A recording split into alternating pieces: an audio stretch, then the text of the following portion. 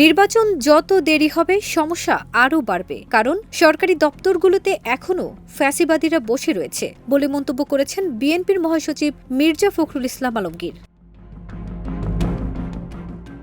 ২৭ December রাজধানীর কৃষিবিদ ইনস্টিটিউশনে forum for Bangladesh studies আয়োজিত জাতীয় সংলাপে তিনি একথা বলেন। মির্জা ফখরুল বলেন, কাঠামো ও প্রতিষ্ঠানগুলোকে গণতন্ত্রের জন্য উপযোগী করতে হবে। গণতন্ত্রের জন্য ধারাবাহিক প্রতিটি সংগ্রামকেই স্মরণে রাখা দরকার।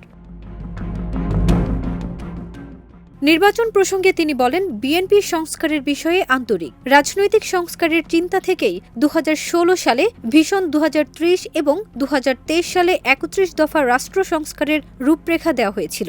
বিএনপি প্রয়োজনীয় ন্যূনতম সংস্কার করে নির্বাচনে যেতে চায়, কিন্তু জনগণকে সঙ্গে নিয়ে এই কাজ করতে হবে। তবে জনগণের উপর কোনো কিছু চাপিয়ে দেওয়ার পক্ষে আমরা নই। বিএনপির মহাসচিব বলেন, বিগত ১৬ বছরে বিএনপির ৬০ লাখ নেতাকর্মীর নামে মিথ্যা মামলা দিয়ে ৭ শতাধিক নেতাকর্মীকে গুম করে এবং ২০,০০০ মানুষকে হত্যা করেছে আওয়ামী লীগ। এ সময় সংস্কার নিয়ে ফখরুল বলেন, সংস্কার কমিশনগুলো রাজনৈতিক দলগুলোর সঙ্গে বসলে ভালো হতো, তাহলে সংস্কার কাজ এগিয়ে যেত। ফারজানা নিকিতা, দেশ রূপান্তর।